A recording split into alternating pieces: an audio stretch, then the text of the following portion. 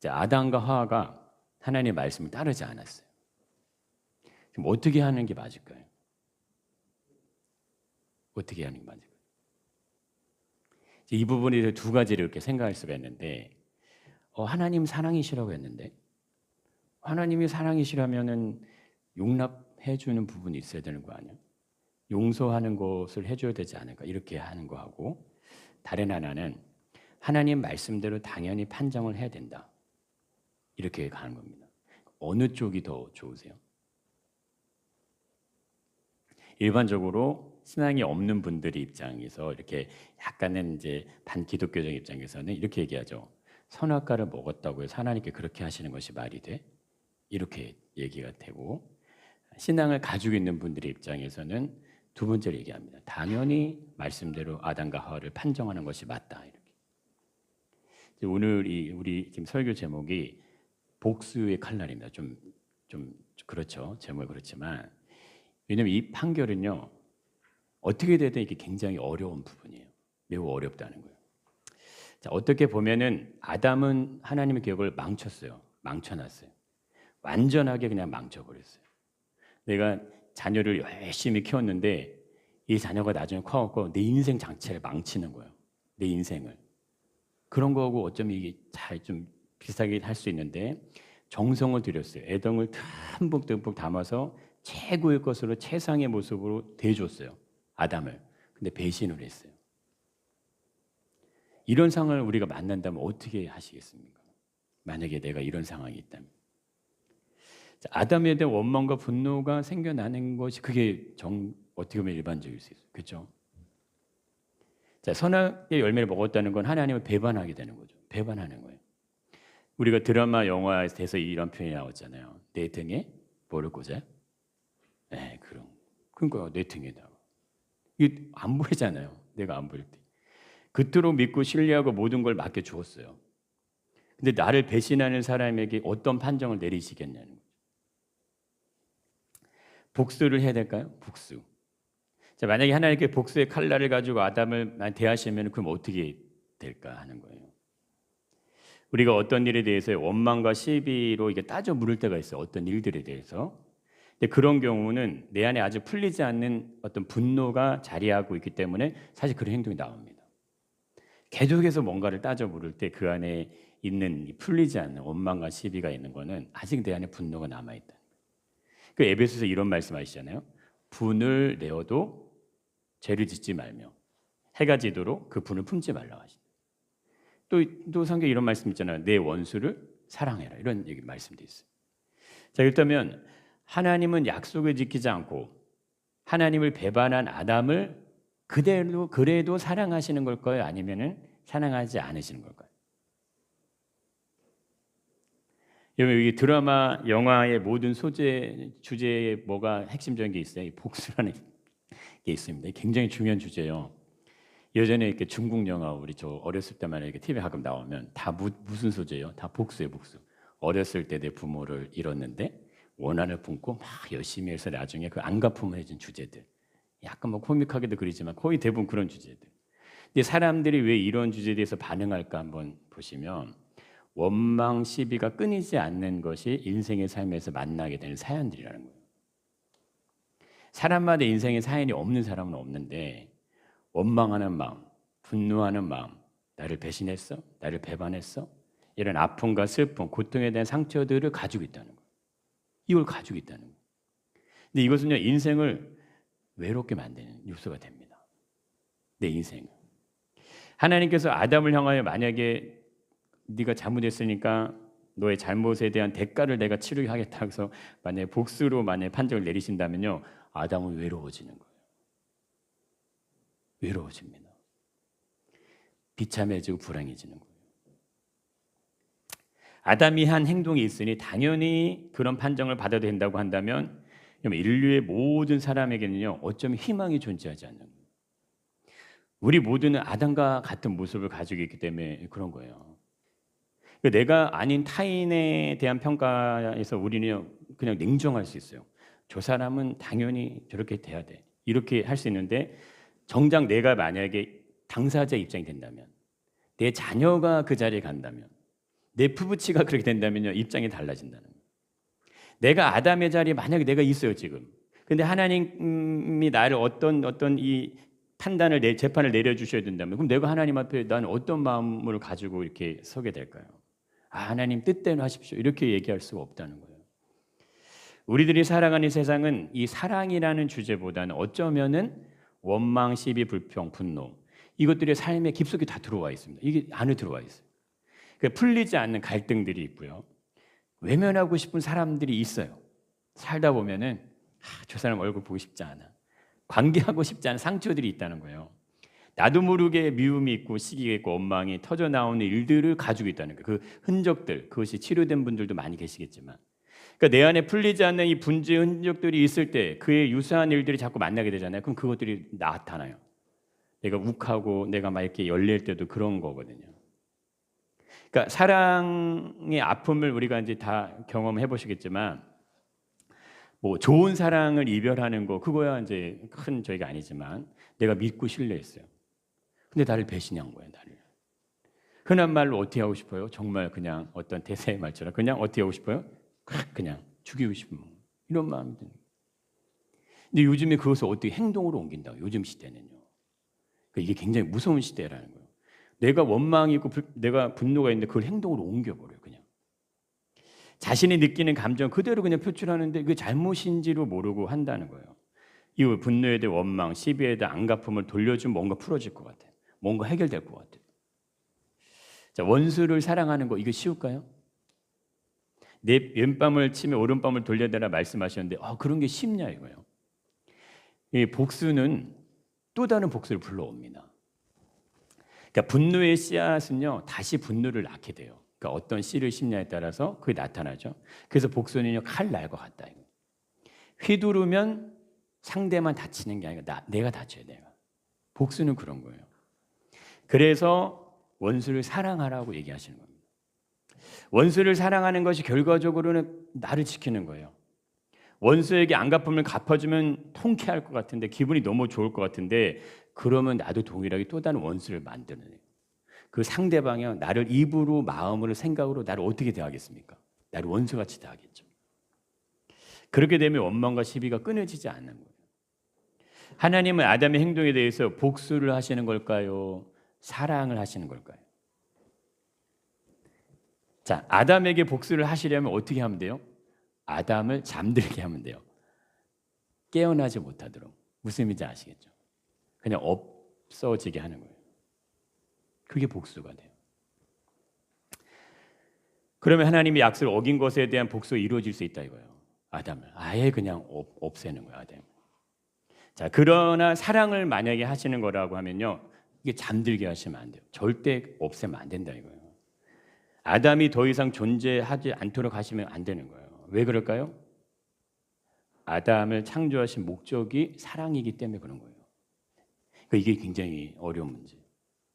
내가 너무나 사랑해서 아담과 하와를 있게 했는데 이들이 나를 배신했어요. 이들이 내가 만든 모든 걸 다 망쳐놨어요. 모든 것이 다 의미 없게 만들어버렸어요. 그럼 어떻게 해요? 일반적으로 복수를 하려면 없애버리든가 하면 돼요. 근데 하나님 그렇게 하시지 않는다. 그렇게 하셔도 안 된다. 왜? 아담을 만드신 목적이 사랑이기 때문에. 하나님은 아담을 사랑하시기 때문에 아담을 사랑으로 대하시게 됩니다. 그것이 인류를 향한 하나님의 마음이에요. 그런데 사람은 하나님을 그렇게 생각하지 않는다는 거. 여기서 이제 문제가 많이 생겨나는 거죠. 선악과 사건을 통해서 알 수 있는 부분들이 있습니다. 하나님은 자유를 통제하시는 분이 아니세요. 이건 우리의 삶에서 중요하세요. 그러니까 진정한 신앙은, 올바른 신앙은요, 우리의 자유를 통제하는 게 아니에요. 우리를 억압하거나 우리를 이렇게 뭔가의 테두리 안에 갇히게 하는 게 아니에요. 그거는 율법이라고 사도 바울도 얘기하는 겁니다. 그것이 아니라요. 하나님은 아담에게 모든 자유를 다 주셨습니다. 하나님께서 에덴 동산을 만드셨다는 이것을 이거 잘 생각을 해보셔야 되는데, 이 에덴 동산이 아담을 위해서 하나님 만들어 주신 거예요. 에덴 동산 안에는 동물들이 있다 이거, 동물들. 그것들이 각기 종류대로 다 살아서 움직이고 있다는 거예요. 식물들도 있어요. 그것들이 각기 종류 행형 색색으로 다 존재하고 있다는 거예요. 그 안에 꽃들이 있고 나무들이 있고 풀들이 다 존재하고 있어요. 하늘에는 각기 종류대로 서로 다른 새들이 다 날아다녀요. 물속에는 다양한 모양의 색깔과 생김새를 가진 생물들이 가득하게 채워져 있어요. 땅에는 물이 흐르고 있습니다. 바람이 불고요. 빛이 비추고 있다 이거예요. 하늘에는 광명체들이 있어 에덴 동산을 막 비추고 있어요. 빛과 어둠을 통해 밤과 낮이 왔다 갔다 하고 있다는 거예요. 땅의 모든 짐승과 하늘의 모든 새와 생명이 있어 땅에 기는 모든 것에게는 다 먹을 것이 존재하고 있어요. 먹는 것 때문에 걱정하지 않아도 된다는 거예요. 아담과 하와에게도 온 지면에 씨 맺는 모든 채소, 씨 가진 열매 맺는 나무를 줬어요. 이거 먹고 살아라고. 이 모든 걸 왜 만드셨냐 하는 거예요. 아담을 위해서 만들어요. 아담을 위해서. 그 아담의 실패는 하나님의 아픔하고 연결이 되는 거예요. 이거 우리가 먼저 봐야 되는 거예요. 예, 저는 실패했으니까 죄를 처단해야 됩니다. 판단해야 됩니다. 이게 아니라는 거예요. 하나님 마음이 너무 아프신 거예요. 죄에 대한 판정을 당연한 것을 결론 지을 수 있지만 하나님은 그렇지 않으시다는 거예요. 사람은요, 원망과 분노에 놓이게 될 때 원수에 대한 복수심을 불태울 수 있습니다. 일반적으로 사람들 그렇잖아요. 우리도 그렇지만 어떻게 그것을 대갚아 주고자 하는 마음을 막 불타오른다는 거예요. 그러나 성경 우리에게 지혜를 말해줍니다.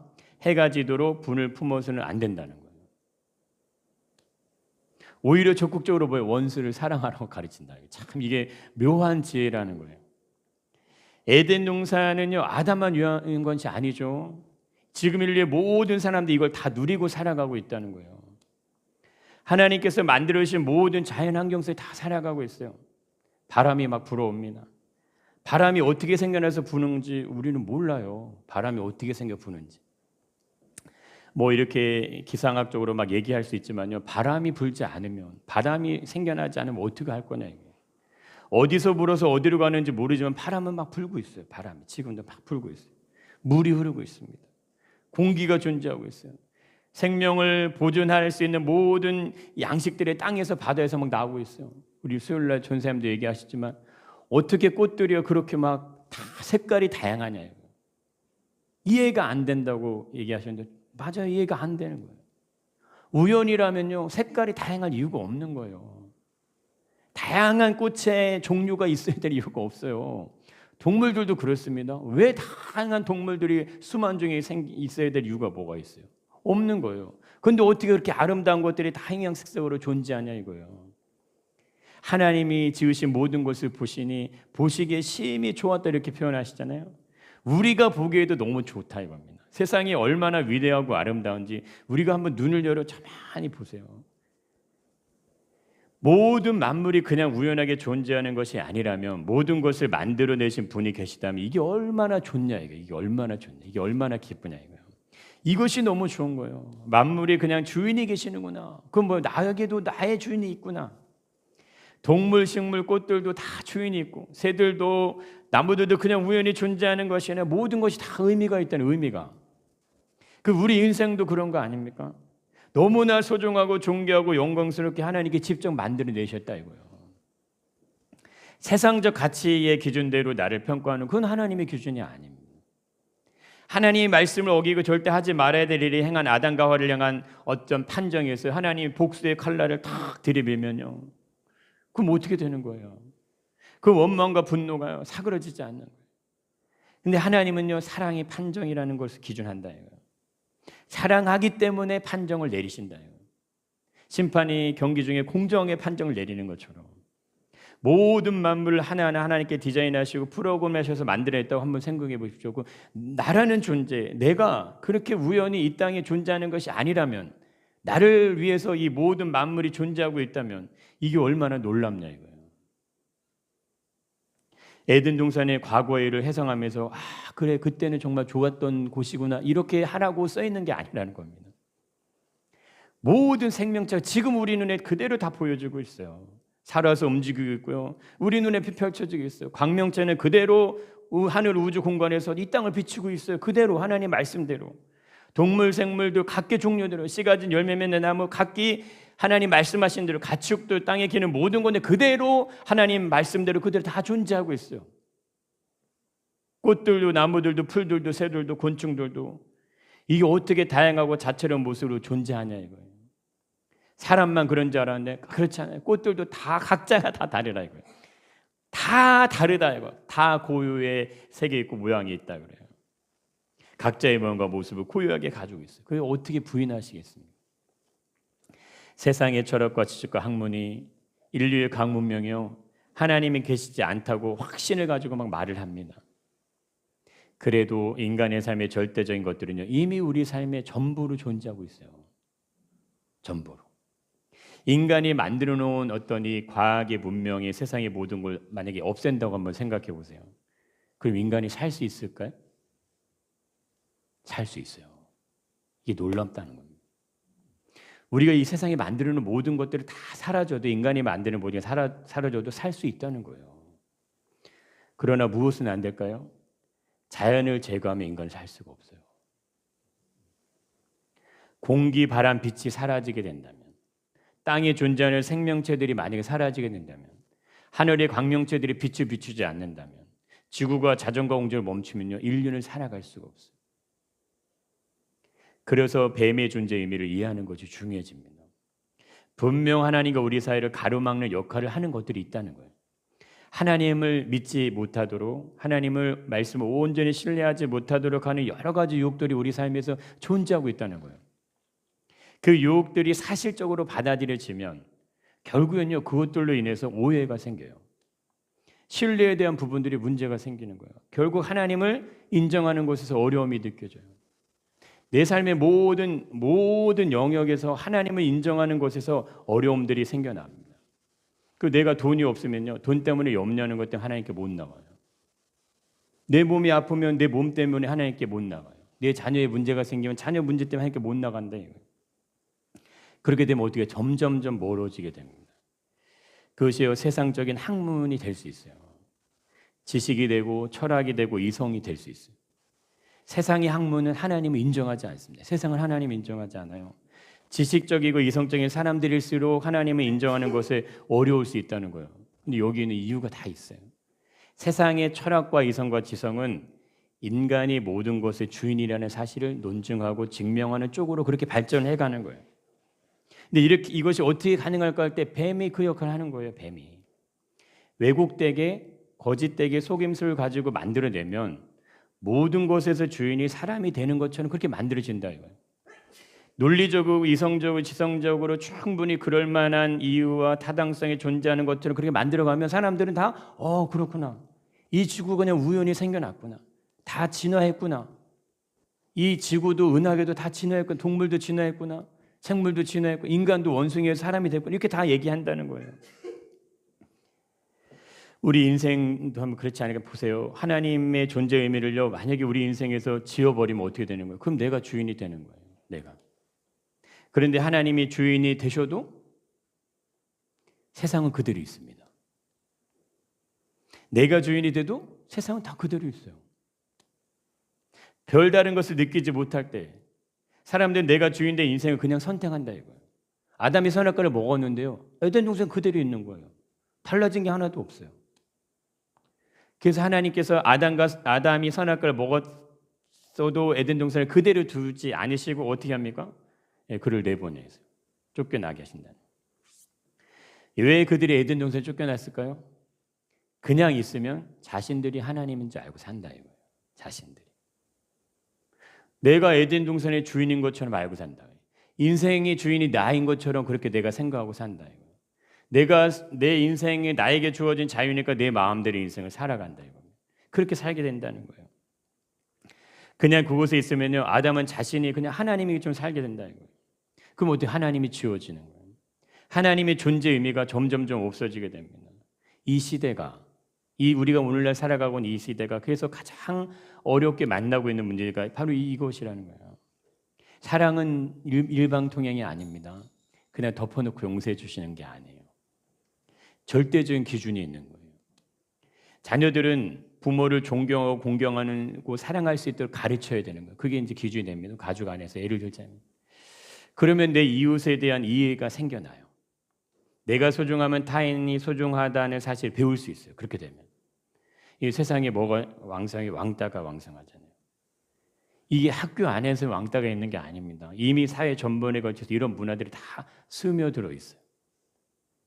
학교 폭력, 이게 뭐 학생들만의 문제가 아니잖아요. 교사를 대하는 아이들의 모습을 보시면 이건요 위험한 신호예요. 우리 몸이 만약에 절대적으로 병이 찾아올 것 같으면 미리 신호를 보내주는 거하고 똑같은 겁니다. 사람을 사람으로 가르치고 성장시켜야 되는 것이 그게 사랑이라는 거예요. 공부를 잘하고 유능하고 똑똑하고 뛰어난 아이를 키우는 것보다 더 중요한 게 뭐예요? 먼저 사람이 되도록 가르치는 겁니다. 자녀들이 돈 때문에 부모를 죽이는 거 이게 말이 돼요? 노년의 부부가 서로 분노 때문에 싸우다가 남편이 아내를 죽입니다. 이게 말이 되냐고요. 내 자녀가 죽든 살든 상관하지 않고 부모가 그냥 내팽개 이게 정상적인 부모냐 이거예요. 요즘에 일어나는 모든 사건 사고 현장마다 보세요. 모든 사람들의 기준이 다 상실이 되어가는 시대. 상실. 하나님의 사랑 안에는 그래서 뭐가 있냐? 공의와 정의가 있다는 거예요. 사랑은 일방적으로 그냥 용납하고 용서하고 포용하는 것만이 사랑이 아닙니다. 하나님의 사랑에는 절대적인 기준이 있다는 거예요. 그것이 무엇일까 했을 때 창조의 목적을 잃어버리지 않는 거예요. 인간으로서 하나님이 마땅히 행해야 될 기본적인 것들을 인간이 잃어버리지 않는 거예요. 그게 하나님의 기준이에요. 세상의 발전은요 바벨탑을 쌓아 올라가는 것과 같은 겁니다. 근데 우리가 한번 생각해 보세요. 어디까지 가려고 할 거예요, 사람이? 이 세상이 어디까지 발전하면 멈출 것 같으세요? 이 세상의 최대치의 욕심은 어디를 향해 가고 있냐 이거예요. 하나님이 계시는 자리까지 가는 게 그것이 인간들이 원하는 목표예요. 결국 거기 가서 멈추게 돼요. 그러면 이 세상의 마지막에 찾아오겠죠. 하나님이 부인되는 것을 원하는 겁니다. 그것은 하나님의 자리를 빼앗는 거예요. 그렇게 되면 하나님에 대한 감각이 점점 사라집니다. 그럼 더 높이 올라갈 수 있다고 얘기하는 것이 오늘날의 시대 현대 과학에 가고 있는 패턴이에요.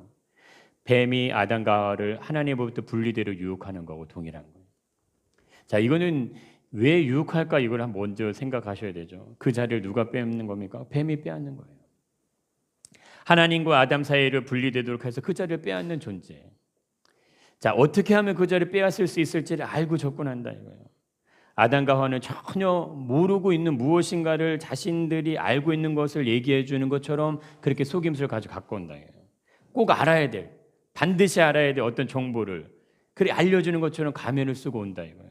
그것이 오늘날 이성이고 철학이고 지성으로 다가오고 있다 이겁니다. 이런 모습들은 시대적인 문화가 될 수 있다는 거예요. 오늘날 시대는 탈종교화 시대입니다. 사람들이 종교를 탈피한다 이거. 포스트 모더니즘 시대잖아요. 절대적인 게 없어지는 거예요. 기준도 없고요. 진리가 존재하지 않는 거예요. 그러니까 기준이 모여지면 어떤 현상들이 생겨나냐면 각자가 옳다고 생각하는 거 그냥 그것이 기준이 돼요. 우리의 삶도 그럴 수 있습니다. 내가 옳다고 생각하는 기준을 가지고 내가 살아가고 있는지 모르는 이거 정확하게 우리가 잘 분별하셔야 돼요. 구약 사대 시대 이런 얘기 나오잖아요. 자기 소견에 옳은 대로 행하였더라. 결국에는 내가 내 소견에 옳은 대로만 행하고 있는 것이 아닌지를 잘 보셔야 된다는 거예요. 그러니까 왜 각자의 소견에 옳은 대로 행할까요? 결국엔 뭐예요? 기준이 없기 때문에 그런 거예요. 사사기 표현으로 보면 왕이 없는 겁니다. 왕이. 하나님이 없는 인생은 결국 자기 시간에 그냥 옳은 대로 그냥 그렇게 살아가는 거예요. 그것이 왜 문제가 되는지를 그냥 몰라요. 그냥 그렇게 살아요. 다 살아가니까. 모든 사람 다 그렇게 사니까. 아담의 실패는 뭐예요? 선악과를 먹으면 안 된다는 기준이 없는 데서 실패하는 거예요. 이거 먹으면 안 된다고 하나님 기준을 줬는데 그냥 먹잖아요. 그 기준이 없는 거예요. 그래서 실패가 오는 겁니다. 절대적인 기준, 절대적인 진리가 없을 때 사람은요 그냥 각자 자기가 원하는 대로 인생을 살아가는 거예요. 그럼 어떻게 되는 것이냐? 더 이상의 하나님의 자리는 인간에게 필요하지 않은 겁니다. 에덴의 모든 것을 가지기를 원하지만 하나님은 원하지 않는 거예요. 이것이 뱀의 유혹의 핵심적인 거 안에 들어있는 거예요. 이 세상에 살아가는 모든 인간은 내가 복받기를 원하지만 하나님은 원하지 않아요. 내가 잘 되기를 원하지만 하나님은 원하지 않는 거예요. 내 마음대로 내 뜻대로 살아가기를 원하지만 하나님의 뜻을 따라가려고 하지 않는 거예요. 그게 이 세상이 가고 있는 모습입니다. 세상의 문화는 하나님 자체를 아예 인정하지 않아요. 절대적인 신에 대한 얘기를 세상은 다 거부해요. 하나님을 거부하는 쪽으로 가는 것이 그리고 세상의 문화예요. 그렇게 되면 자연스럽게 반응이 일어나지 않는 거예요. 하나님의 존재에 대한 경외감, 두려움 이런 건 아예 존재하지 않습니다. 이런 것들이 우리의 경험으로도 드러나게 된다는 거예요. 내가 삶을 살아보니까 신앙에 대한 필요성을 느끼지 못하는 거예요. 주변에 교회 다니는 사람들을 보니까 다른 것이 없는 걸 막 보면서 교회에 대한 마음을 가지지 않는 분들 의외로 정말 많이 계세요. 특별히 교회에 가야 될 이유를 찾지 못하는 거죠. 하나님을 만나기 전에 사람들 때문에 실망하거나 상처받게 되는 경우들이 모든 것은 결과적으로 보는 사람들의 욕심과 정욕으로 연결될 수 있습니다. 세상에 좋은 것들이 아무리 많아도 하나님께서 만들어주신 것보다 더 좋은 건 없는 거예요. 공기보다 더 좋은 게 있을까요? 물보다 더 좋은 게 있을까요? 이 바람보다 더 좋은 게 있을까요? 무더운 이 여름이 이제 시작이 되잖아요. 지구 온난화의 어려움들이 막 지금 생겨나면 우리가 다 보고 계시잖아요. 온난화 왜 생기냐요? 온난화. 결국에는 인간의 문명이 발전하기 때문에 옵니다. 근데 이게 의외라는 거예요. 인간의 문명이 발전하면 더 잘 살아야 되잖아요. 근데 그렇지 않다는 거예요. 인간의 문명 때문에 더 잘 살게 해야 되는데 인생은 더 힘들어진다. 우리 몸에 이상이 생기면 자생하대로 면역력이 생겨요. 지구도 그렇다는 거예요. 지구도 자생력이 다 있다는 거예요. 근데 온난화는요, 그 기능이 현재 약해지게 만든다는 거예요. 자생이 안 된다는 자생이. 그러니까 망가진 몸으로 그냥 망가진 지구로 살아가는 거예요. 사람들의 삶이 질적으로 양적으로 풍성해졌어요. 근데 뭐요? 인간의 절대적인 위험에 지금 처해 있다는 거예요. 홍수, 쓰나미, 태풍, 산불, 막 이 무더위로 사람이 수도 없이 죽어 나가요. 이거 어떻게 할 거냐 이거예요. 대기 온도가 50도가 넘는 날씨에 살 수 있으세요? 우리 남자분들은 화생방을 경험하셨지만 공기가 없는 공간에 살 수 있으세요? 바람이 불지 않으면 사람은 살 수 없어요. 지구, 나무, 꽃들도 생물 아무것도 살 수 없. 바람이 안 불면 살 수 없습니다. 지구가 밀폐된 공간처럼 되어버리면 어떻게 될 거예요? 이거예요. 바람이 그거를 다 풀어주는 거예요. 바람은 모든 대기 환경을 순환시켜 줍니다. 우리 몸의 심장의 산소를 통해서 각 세포마다 이걸 연결해 주는 거와 똑같은 역할을 한다 이거예요. 바람은 지구라는 행성에 돌아가도록 하는 세포 역할을 해줍니다. 그런데 그것이 사람은요 바람을 불게 할 수 없어요.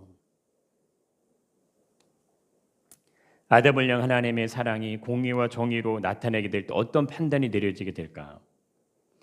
뱀에게는 하나님의 저주가 임하게 됩니다. 특이한 부분은요, 뱀을 없애지 않으세요.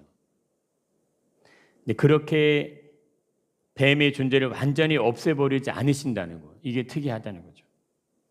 하나님께서 복수의 칼날을 사용하셨다면 그럼 이게 어떻게 되는지 한번 보세요. 하나님과 아담 사이에 완전히 망쳐버린 뱀에게 저주가 아닌 그걸 완전히 고통 속에 철저하게 죽이셔도 되는 거예요. 근데 하나님 그렇게 하지 않으신다는 거예요. 대신에 여자의 후손과 뱀의 후손이 머리를 상하게 할 것을 말씀하십니다. 인류의 모든 역사는요, 여자의 후손이냐 뱀의 후손이냐의 싸움으로 이어집니다. 그게 지금도 이어지는 거예요. 인류의 생명은 여자를 통해 세상에 존재합니다. 남자를 통해 태어나는 게 아니야. 이게 참 묘한 거예요. 모두 다 인류의 생명 다 여자를 통해 태어납니다. 그래서 여자에게 해산하는 고통은 육체의 고통만 의미하는 게 아닙니다. 여자의 후손을 통해 인류의 역사가 바뀌게 될 것을 말씀해 주신다는 거예요. 하나님은 선을 낳는 일에 우리를 사용하기를 원하십니다. 선을 낳으실 수 있게 축복합니다. 여러분, 뱀의 후손의 유혹에 넘어가는 어떤 세상의 것들을 낳는 게 아니라는 거예요. 뱀의 후손, 여자의 후손을 대적하려고 하지만요, 예수 그리스도를 통해 생명을 얻은 자녀들은 예수 그리스도 승리를 얻게 되시는 겁니다. 아담에게 주어진 판단은 여자에게 주어진 거하고 전혀 달라요. 아담에게는 분명히 하나님께서 말씀을 하십니다. 이렇게 말씀하시죠. 읽어보겠습니다.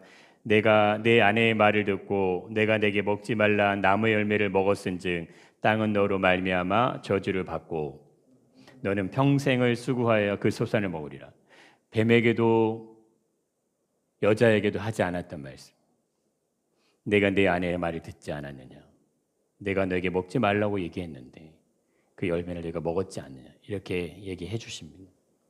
그래서 그것으로 인해서 땅은 너로 말미암아 저주를 받게 된다. 너는 평생을 수고하여야 그 선을 먹을 수밖에 없다. 땅은 아담이 출발된 그냥 근원이에요. 근원. 땅의 흙으로 아담이 지어지고 하나님의 생기를 부어놓은 생명이 됐습니다. 땅이 저주를 받는다는 건요, 그의 근원된 육신이 저주를 받게 된다는 거예요. 땅은 더 이상 아담에게 능력을 제공하지 않습니다. 아담은 에덴의 통치자였지만 이전요 그냥 육신의 삶을 살아가는 땅의 사람으로 전락하게 돼요. 땅에 대게 가시덤기가 엉겅퀴를 제거하는 삶을 살아갈 수밖에 없는 모습으로 그렇게 내려가게 됩니다. 우리가 예수 안에 있고 하나님 안에 있다는 건요, 이 육신의 땅의 사람으로 살던 우리들이요 하늘의 영광을 다시 누리는 삶으로 다시 올려보내 주시는 거예요. 그 영광의 삶 안으로 들어가게 해주시는 거예요. 그래서 내가 하나님을 예배하고 찬양하고 이렇게 주일에 말씀을 드리는 것이 아무것도 아닌 것처럼 그냥 내가 주일에 한번 가서 예배 드리나 보다 생각하실 수 있지만 절대 그런 게 아닙니다. 우리가 하나님을 예배하는 예배들이 나온다는 건요 형용할 수 없는 은혜고 기쁨이고 감사해요. 이건 놀라운 겁니다. 그냥 하나님 안에 우리가 있게 됨으로 해서 하나님 앞에 있게 됨으로 해서 주어진 은혜와 축복들이 있다는 거예요. 하나님의 사랑은 절대적인 기준을 다 가지고 있습니다. 그 기준 안에 있는 거예요. 그렇다면 우리의 소망이요 어디에 있냐 이거예요. 아담의 이 모습처럼 우리가 살아갈 수밖에 없는 그 모습 우리가 가지고 있는데 우리의 소망이 어디 있는데 하나님이 이렇게 21절에 얘기해 주시죠. 여호와 하나님이 아담과 그 아내를 위하여 뭐를 지어 입히시죠? 가죽옷을 지어 입히십니다. 책임지시는 하나님, 책임지신다.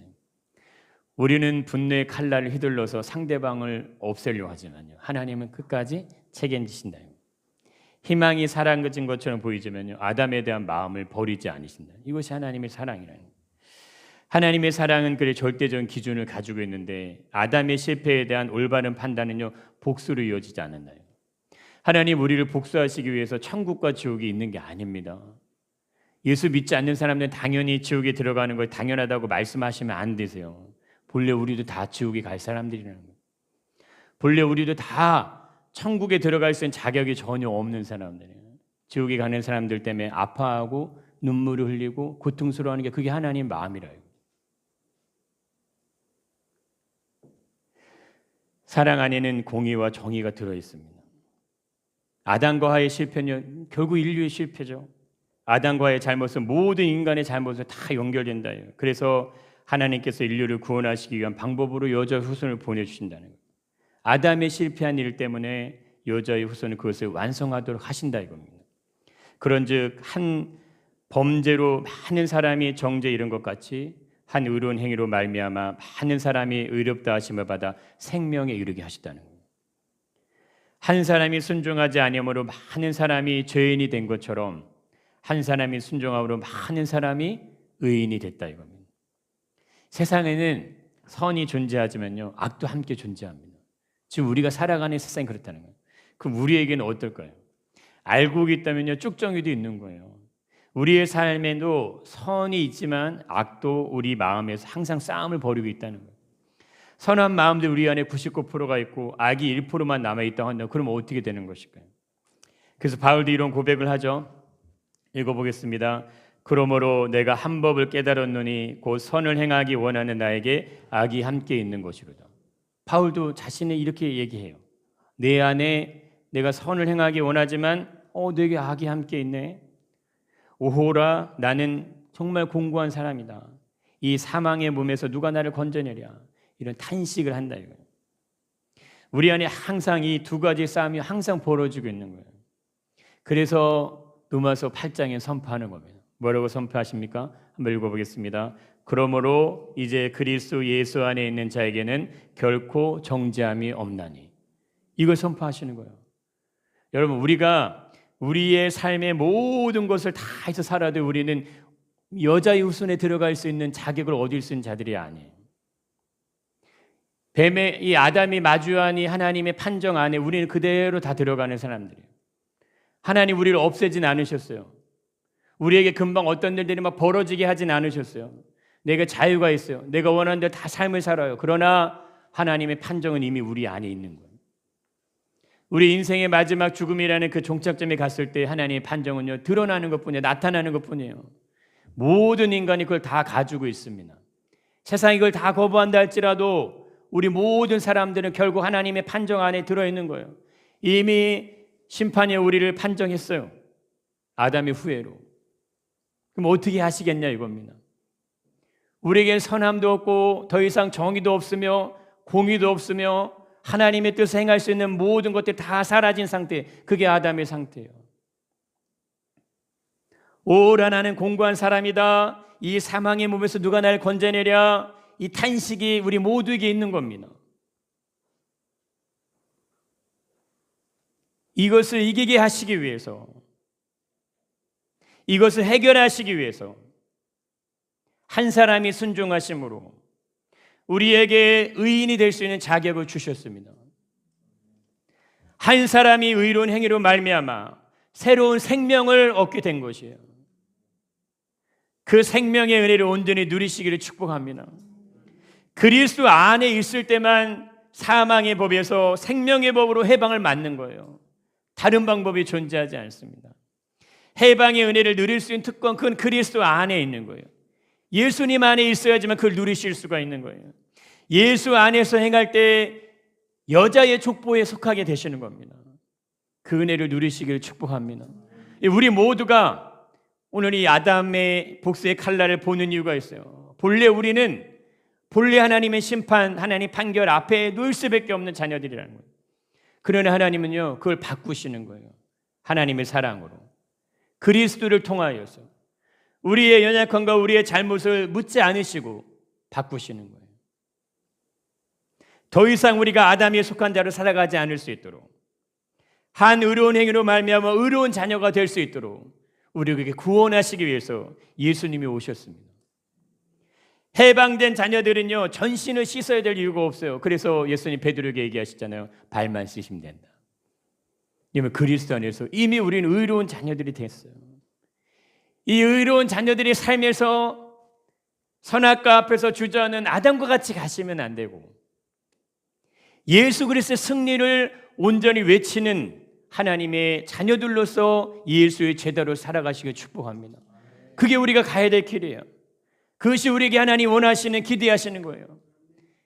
이 땅의 모든 삶은요, 하나님의 에덴과 같이 우리의 삶을 지켜주시는 거예요. 세상에 어려움이 많고 힘든 것들이 아무리 많아도 에덴에서 아담이 풍족함을 누리며 살았던 것처럼 하나님 우리의 삶을 그렇게 보존하시고 지키시기 위해서 예수 그리스도 보내주신 거예요. 우리가 예수 그리스도 안에 들어가서 우리 인생이요, 광야를 지날 수도 있어요. 공고함을 만날 수도 있어요. 외로움과 싸울 수도 있어요. 고통을 만날 수도 있어요. 내 몸에 병이 찾아올 수도 있어요. 내 인생에 심각한 사고를 만날 수도 있어요. 그러나 내가 어디 안에 있을 때? 예수 안에 있을 때. 그 예수 그리스도의 심장으로 생명을 우리가 뛰기 시작할 때 그 사람 하나님의 자녀입니다. 하나님의 자녀니 하나님이 책임지시는 거예요. 그 자녀의 모든 생사화복은 다 하나님이 책임지시는 거예요. 그 은혜를 온전히 누릴 수 있는 자리로 우리를 초대하셨습니다. 우리 마음에 있는 모든 앙금을 예수 그리스도 안에서 하나하나 풀어주시기를 축복합니다. 하나님, 우리의 모든 삶이 하나님 안에서 온전한 자유함을 누릴 수 있도록 우리를 축복의 자리로 이끌어 주시옵소서. 주님의 놀라운 은혜 안에 우리가 거하게 하여 주시옵소서. 감사드리며 예수님의 이름으로 기도드립니다. 아멘.